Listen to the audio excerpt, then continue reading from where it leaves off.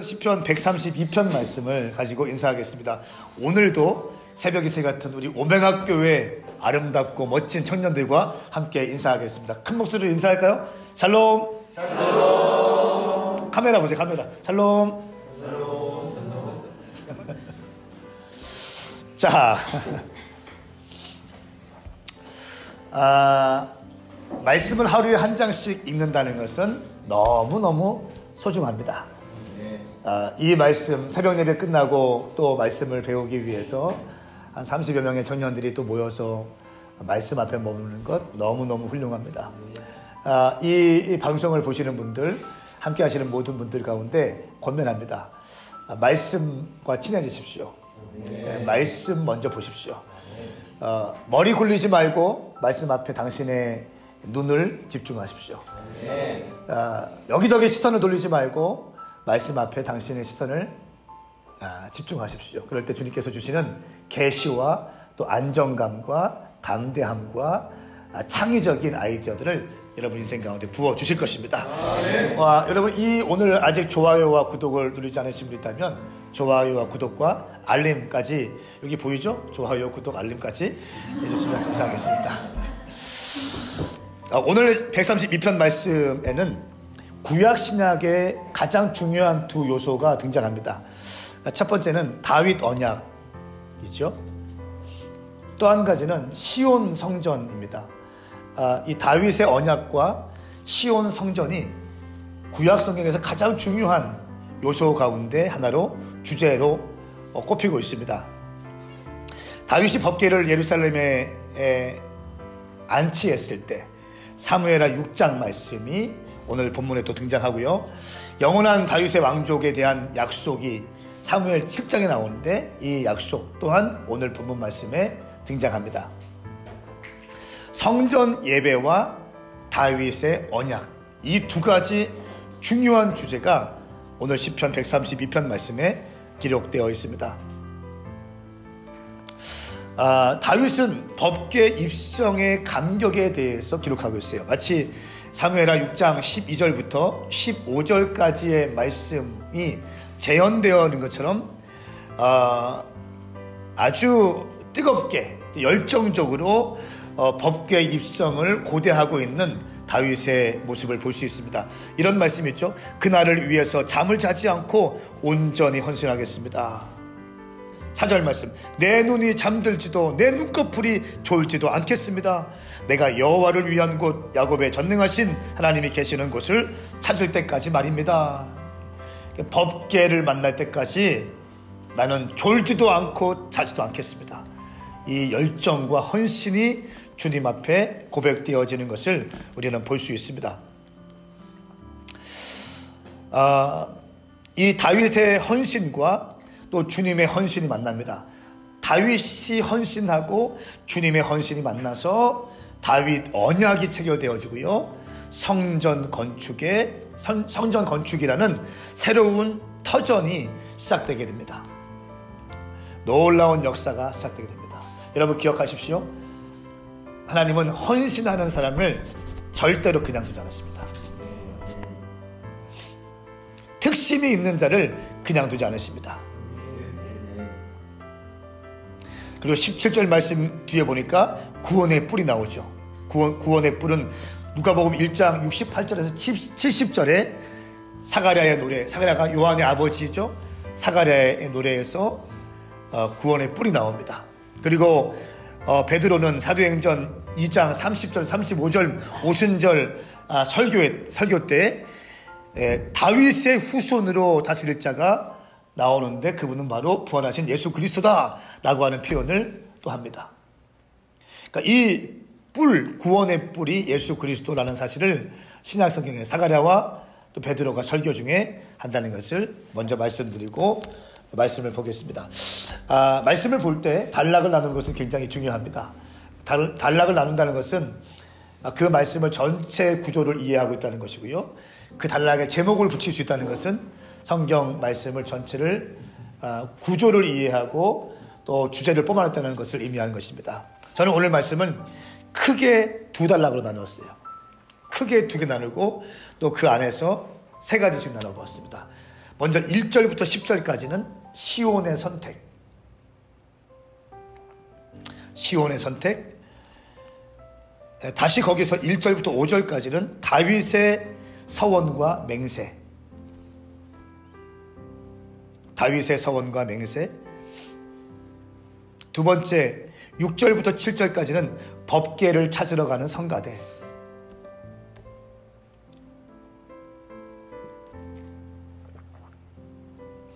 법궤를 찾으러 가는 성가대. 세 번째는 주님의 동행하심을 기원하다. 8절부터 10절까지 주님의 동행하심을 기원하다. 다시 크게 나누면 11절부터 18절까지는 다윗의 언약.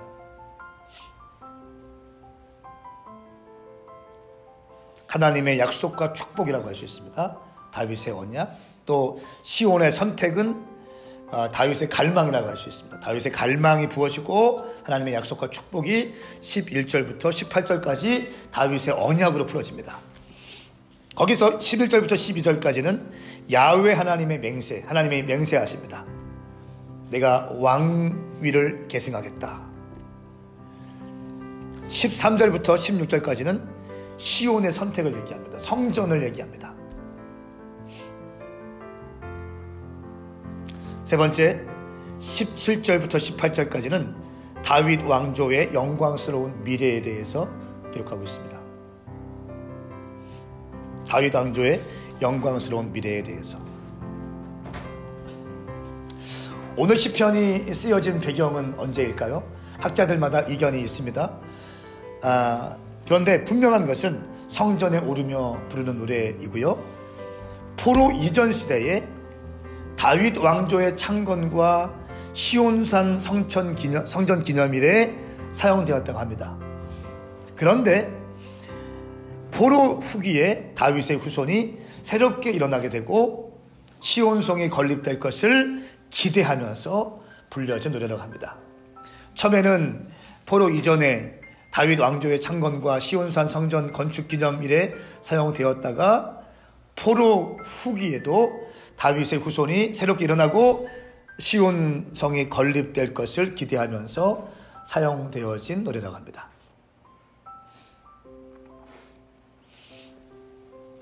1절 말씀을 보시면 오 여호와여 다윗과 그가 당한 모든 어려움을 기억하소서 이렇게 기록하고 있습니다. 그가 당한 어려움은 무엇일까요? 사울에게 당한 어려움, 압살롬에게 당한 어려움이 아니라 그것이 아니라 예루살렘 성전을 짓기 위해서 법궤를 가져오기 위해서 다윗이 애썼던 수고와 고난을 의미합니다. 성소를 세우기 위한 다윗의 수고를 의미합니다. 그가 다윗이 여호와께 맹세했습니다. 야곱의 전능하신 분께 서원합니다. 야곱의 전능하신 분, 야곱의 서원과 다윗의 서원이 만나는 장면입니다. 그러니까 다윗도 야곱의 만난 하나님을 의지해서 기도했다는 거예요. 여러분, 우리가 살면서 우리 믿음의 성경의 인물들의 믿음을 배워가면서 기도하고 주님께 간구하는 것은 너무 중요합니다. 저야 놀면 되는 다윗입니다. 저는 다윗을 너무 좋아해요. 왜냐하면 다윗 가운데 인생의 실패도 있었고 아픔도 있었고 또 무명의 시간도 있었고 고난의 시간도 있었지만 그 고난의 순간에 신세 한탄하지 아니하고 신앙 고백하는 다윗의 모습, 그 순간 영적인 공기가 바뀌게 되죠. 평생 다윗은 그 일을 하더라고요. 그리고 기어이 쓰임받게 됩니다. 자, 3절부터 4절까지는 이제 다윗의 갈망과 서원과 맹세가 나오는데요. 한번 3절, 4절, 5절 말씀 함께 읽겠습니다. 시작. 내가 내 집에 들어가도 잠자리에 들지는 않고 내 눈이 잠들지도 내 눈꺼풀이 졸지도 않겠습니다. 내가 여호와를 위한 곳 야곱의 전능하신 하나님이 계신 곳을 찾을 때까지 가리로다. 아멘. 다윗의 열정을 볼 수 있습니다. 내가 내 집에 들어가지도 잠자리에 들지도 않고 내 눈이 잠들지도 않고 내 눈꺼풀이 졸지도 않겠습니다. 내가 여호와를 위한 곳, 야곱의 전능하신 하나님이 계시는 곳을 찾을 때까지만. 어떤 거 의미합니까? 법궤를 찾을 때까지 내가 졸지도 않고 잠자지도 않겠습니다. 다시 말하면, 더 정확히 말하면, 법궤가 시온 가운데 시온성에 들어올 때 다윗은 어떻게 합니까? 밤을 지새우면서 기다렸다는 것입니다. 잃어버린 법궤에 대한 열정이죠. 엘리 제사장이 법궤를 빼앗겼습니다. 블레셋 군대에게. 그리고 그 블레셋 빼앗긴 그 법궤는 아스돗, 가드, 에글론, 베세메스에 이르기까지, 또 기럇 여아림에 이르기까지 20년 넘게 방치됩니다. 그러니까 여러분, 법궤는 하나님의 임재를 의미하고 하나님의 현현을 의미합니다. 하나님의 통치를 의미하는 것입니다. 그런데 20년 넘게 법궤가 방치돼요. 이스라엘 초대 왕 사울이 그런 실수를 저지릅니다. 인간적으로 통치하기 시작합니다. 인간적인 통치를 시작했던 사울은 결국 인간적인 것으로 마무리가 되어지죠. 자기 기념비를 세우고 또 순종하지 아니하고 자기 마음대로 번제를 드리다가 저주받습니다. 그리고 벳산 성벽에 죽임을 당하고 시체까지도 벳산 성벽에 매달리는, 죽은 다음에도 수치를 당하는 참 안타까운 인생을 사는 것이 사울의 인생입니다. 여러분 기억하십시오. 성령님을 떠나고 내 혼적으로 움직이다 보면 결국은 무너질 것입니다. 다윗은 법궤를 찾기까지 집에 들어가지도 않고 잠자리에 들지도 않고 내 눈이 잠들지도 내 눈꺼풀이 졸지도 않겠습니다. 내가 여호와를 위한 곳, 야곱의 전능하신 하나님 계신 곳, 그곳을 찾을 때까지 말입니다. 말씀하고 있습니다. 사울의 관심은 법궤에 없었습니다. 그러나 다윗의 모든 관심은 법궤에 있었어요. 내가 이스라엘 왕이라고 생각하지 않았어요. 하나님이 이스라엘 왕이다. 나는 대리자일 뿐이다. 그러므로 나는 하나님의 임재가 반드시 필요하다. 내 목회도 마찬가지다. 황성원이 목회하는 것이 아니다.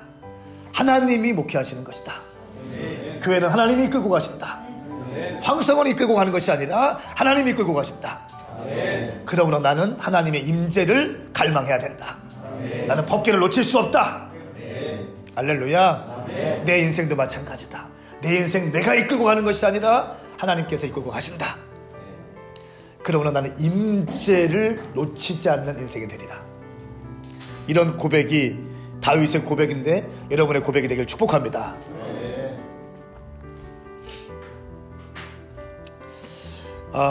오늘 이 3절과 5절 말씀이 참 중요한 말씀인데, 이 말씀에 70인역과 불가타 성경에는 이렇게 말씀이 또 추가되었습니다. 내 관자놀이도 편히 두지 않겠습니다. 이렇게 있어요. 70인역 번역과 불가타 번역본에는 내 관자놀이도 편히 두지 않겠습니다. 법궤를 찾아올 때까지는 내가 그냥 두지 않겠습니다. 여러분, 오늘 이 말씀에 좀 우리가 하이라이트 하고 싶은데, 하나님의 임재를 갈망하는 청년이 있다면, 하나님의 임재에 내 인생을 걸기로 결정하는 청년이 있다면 하나님은 그 사람 반드시 사용하실 것입니다.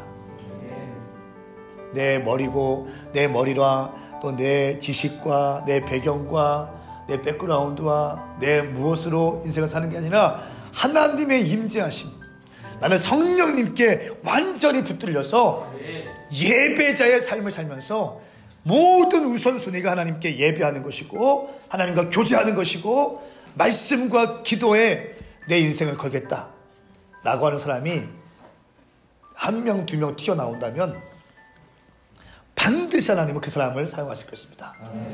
하나님께서 사람을 사용하시는 기준입니다.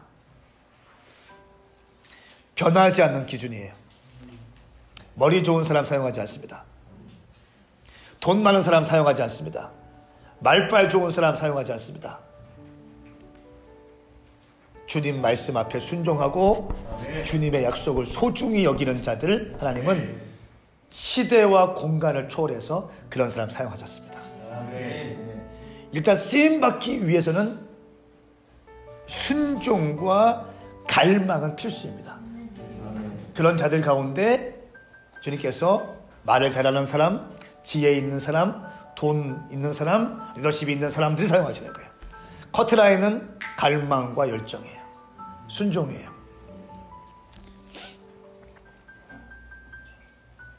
자, 6절 말씀이 약간 우리가 해석할 때 어려움을 느낄 수 있는 말씀입니다.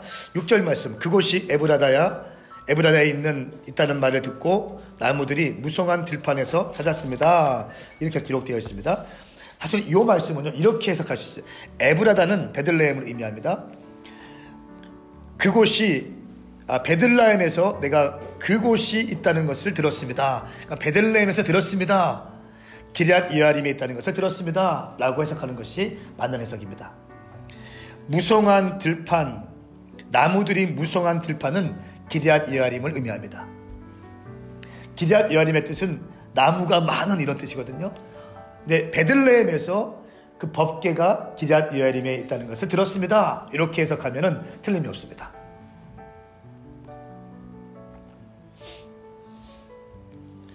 그러면서 1절부터 10절까지 다윗의 갈망을 보여주죠. 8절 말씀 보세요. 오 여호와여, 주와 주의 능력의 언약궤는 일어나 쉬실 곳으로 들어가소서. 법궤를 모셔드리는 모습을 지금 기록하고 있습니다. 그리고 나서 11절부터 18절까지는 하나님이 다윗 언약을 하십니다. 축복을 말씀하십니다.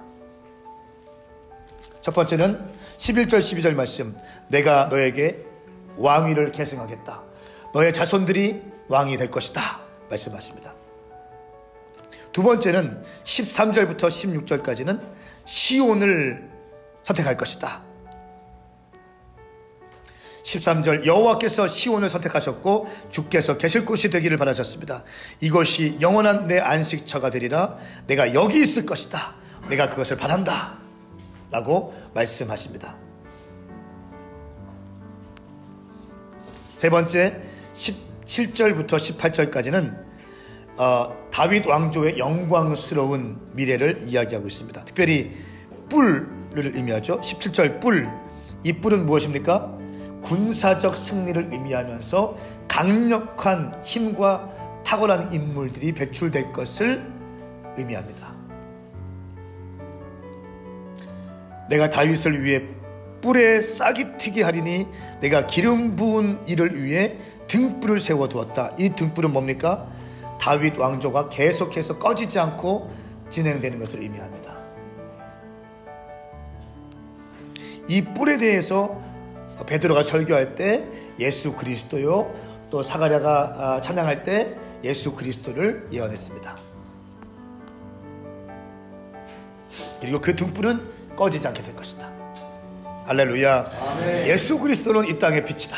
아멘. 그 빛은 꺼지지 않을 것이다. 아무리 세상이 어두워도 빛 대신 예수님은 반드시 이 땅을 밝히게 될 것이다. 그러면서 18절, 그의 적들에게는 내가 수치의 옷을 입힐 것이다. 그는 머리 위에 면류관으로 찬란히 빛나리라 말씀하고 있습니다. 영광스러움을 누리게 될 것을 약속하고 있습니다. 여러분, 오늘 말씀에 정리하겠습니다. 다윗은 예배에 대해서 갈망했습니다. 잃어버린 법궤에 대해서 갈망했습니다. 그냥 이거 왜 안 찾아오지? 이거 오면 좋겠는데 이렇게 하지 않았습니다. 온 마음과 정성과 힘을 다해서 법궤를 찾아왔습니다. 법궤를 가져옵니다. 공식적으로 가장 먼저 하는 행위가 잃어버린 법궤를 가져오는 것이었습니다. 이것이 다윗의 믿음의 클래스. 이것저것 할 것이 많지만 예배했다는 거예요. 가정 가운데 이것저것 할 것이 많지만 가정 예배 드렸다는 것입니다. 여러분, 법궤를 가져왔다는 것은 뭡니까? 하나님의 임재를 가져왔다는 거예요. 하나님의 통치권을 가져왔다는 것입니다. 그게 뭡니까? 예배입니다. 예배. 우리가 예배할 때 하나님의 임재가 시작되어지고 예배할 때 통치가 시작되어지는 것입니다. 그러므로 교회는요, 강한 예배가 있어야 되는 거예요. 뜨거운 예배가 있어야 되는 거예요. 형식적인 예배, 또 종교적인 예배는 아무런 힘이 없습니다. 생명력이 없습니다. 오히려 영혼을 죽여갑니다.